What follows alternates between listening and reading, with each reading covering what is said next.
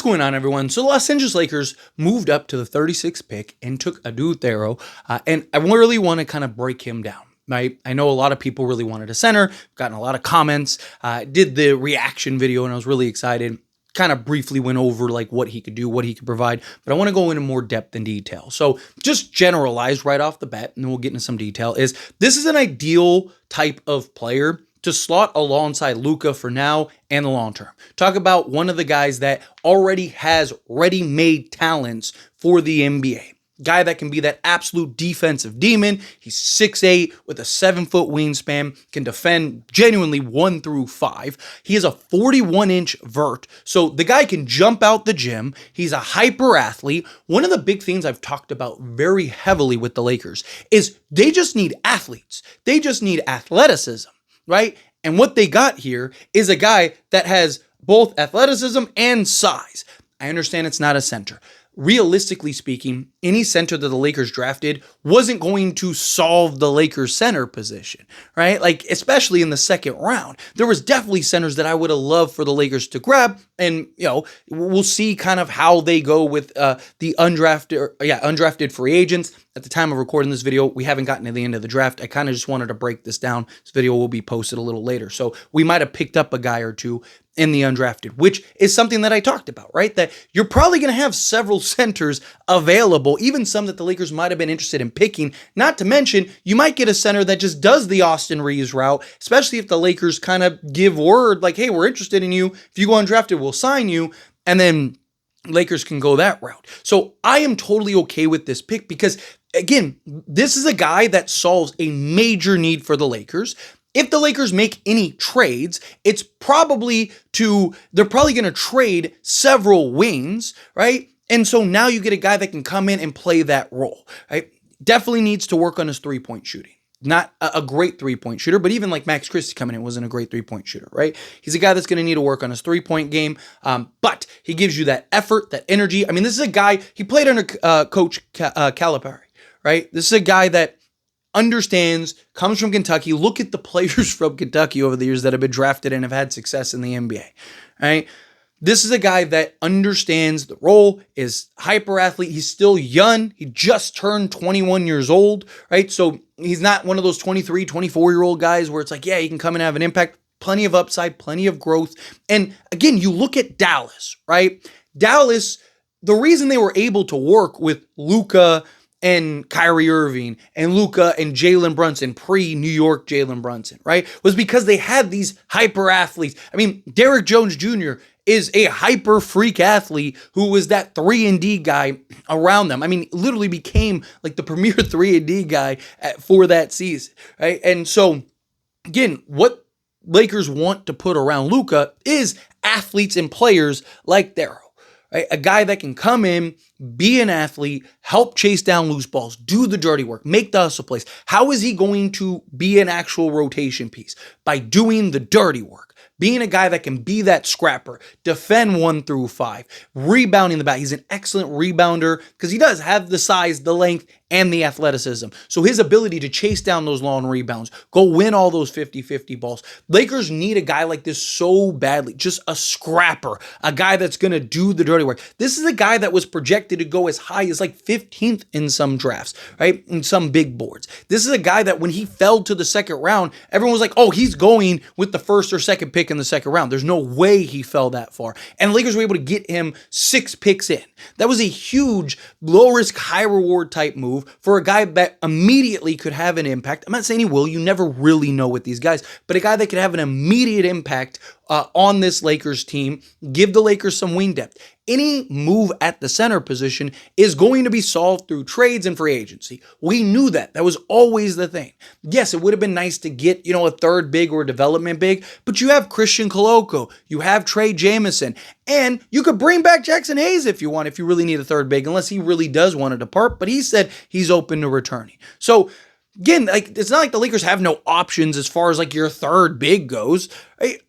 I believe the Lakers will make a trade for a center, which you're probably trading guys like Rui and Jared Vanderbilt. And we'll see if Dorian Finney-Smith ends up sticking around. I don't think he leaves, but that's a real possibility. Lakers could end up losing Dorian Finney-Smith, which, again, that would require, hey, we need another 3-and-D wing, which Thiero is a guy that can provide that. Again, not the greatest three-point shooter right out the gate, but something that can really be worked on. Look at him as like a more athletic Jared Vanderbilt, right? Like just that menace defensively that can just get after it, hustle, do the dirty work, rebounds well, right? Keeps balls alive. Right?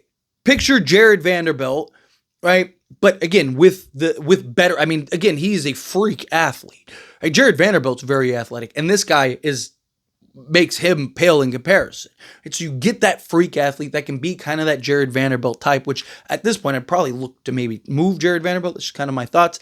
But again, this is a guy that 6'7.5", with shoes. So he's 6'8", 218, 220 pounds is what he was listed as. So again, he's a guy that can defend guards. Right? SGA, he can stay in front of, give him that size, that length, that versatility. Again, 7-foot wingspan. He's 21 years and 12 days old, right? Like at the time of the compound, his birthday was May 8th, so he just turned 21. As far as like the issues, like the red flags, the weaknesses, draft age, anybody over the age of like 19, 20, that's a red flag of draft age because it's looked at as just not as much upside. But again, he's not a 23, 24-year-old guy. Like even Dalton Connect was like 2 years older when we drafted him than this guy, right? Free throw percentage, fouls, he can, again, be a little over aggressive, but that's the thing. I'd rather a guy be overly aggressive than not aggressive at all, right? I'd rather a guy give 110% because he's not going to be our starter this year. He's not going to be the guy, he's not going to be playing probably 30 minutes a night. He's the guy that's going to be playing probably 15 minutes, right? Play the Jared Vanderbilt role, that assignment guy that can just be switchable and versatile out there on the defensive side of things. A guy that can really contribute over an 82-game season. Maybe depending on how good he is, you never know. Might be the 10th guy in the playoff rotation or something. Also depends on how the roster shapes up. 3-point percentage and then projected NBA 3-point percentage, which again, like I said, he shot very poorly. His best season shooting the three ball was 33% from 3-point range. Definitely something that needs to be worked on. However, free throw attempt rate, he's really good at creating contact, taking guys off the dribble. He can create a little bit for himself, create a little bit for others. He's a guy that can be that versatile, be that real swing man, right? This is a guy genuinely. It's a guy that if he just gets a serviceable 3-point shot, could be one of the premier 3-and-D guys in the league. Honest, like no joke. Like that's where this guy could be. I mean, you say the same thing for Jared Vanderbilt. It's like Jared Vanderbilt's a 36% 3-point shot away from being a premier 3-and-D guy in the league. But again, you look at a lot of the top guys, like even like a Jaden McDaniels, right? Isn't like some lights out 3-point shooter. He's just kind of average, right? So if he can get at least to being average, then again, you're talking about a guy that could be, an OG Anunoby type. That's kind of what this guy is looked at and projected as.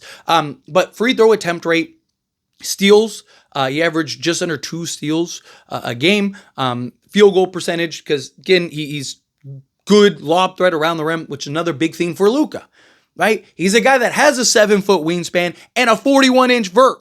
You can put him at the 4 in the dunker spot and just have Luka feeding him lobs all game, right? That is huge. Defensive BPM is really good, 2-point percentage, because again, he's one of the better finishers at the rim, which is also a problem with Jared Vanderbilt, right? Jared Vanderbilt's lack of finishing at the rim at times. You won't have that problem with Thiero. His per points, true shooting percentage, because again, at the rim, offensive rebounds, offensive rating, EFG percentage, and win shares. Because again, he's a guy that makes an impact, does the dirty work, makes the hustle plays, right? Can just do a little bit of everything out there on the basketball court, right? Excellent rebounder, offensive rebounder. He's got a good nose for the ball, which is very important, right? You want a guy that, like Jared Vanderbilt's one of those guys, just got a good nose for the ball. You see, he go get 12 rebounds in a game, and he's just constantly getting offensive boards, stuff like that. A lot of it is just his hustle, his effort, his energy. I've talked about it, right?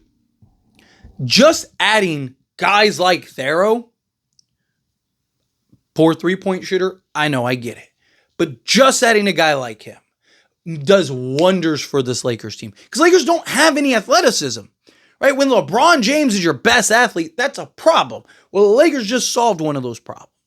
And look, they still can go draft a guy and all that stuff. Lakers, one of the things that Lakers are great at, that there's no denying, is the Lakers are excellent at getting guys and gems and whatnot in the second round. Their scouting department for picks, particularly in the second round and undrafted, are bar none. Right? Lakers are arguably the best, if not, in my opinion, is the best in the league. And it's not just like a Laker bias thing. Because again, I mean, look at even this, like the Final Four in this year's playoffs was littered with Laker players. Role guys, Josh Hart, Alex Caruso, right? You have Julius Randle, right? It just got literally on every team. There's Thomas Bryant, all these guys that the Lakers drafted in rounds. All these playoff teams have guys that the Lakers drafted in the second round, and you know, Ivica Zubac, guys like that, right? But last little kind of tidbit. This is a guy that was at Kentucky, followed Cal to Arkansas.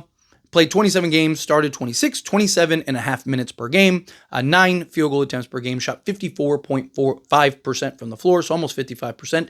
3-point percentage on 1.6 attempts, shot 26% from 3-point range. Like I said, his best season was 33%, so definitely needs to improve that. A lot of these guys are bad 3-point shooters coming in, right? Like you look at a guy like Dalton Knecht, excellent. Usually it's one or the other. Usually guys are NBA ready defensively, or they're, you know, lights out 3-point wise. Very rarely do you get a guy that's both, right? But a guy like Thiero is a guy that I believe the Lakers can get and mold and evolve into that. But 2-point range on 7.8 attempts, 60.5% from 2-point range, EFG of 56.7%. Free throw shooting. This year, he took 6.5 free throw attempts per game. Like I talked about, excellent at creating and drawing contact. In which he shot 69% from the free throw line. Definitely needs to improve in that regard as well, getting at least in the mid-70s. Rebounding, like I said, 6 rebounds, including 2 offensive rebounds, 2 assists, 2 steals, a block, and 15 points per game. Lakers did an excellent job. I love that they got this pick. I did not expect them to be able to get him. I thought he would have already been off the board. Lakers do it again. Let me know your thoughts and opinions down in the comments. Make sure to like the video, subscribe to the channel. See you in the next one.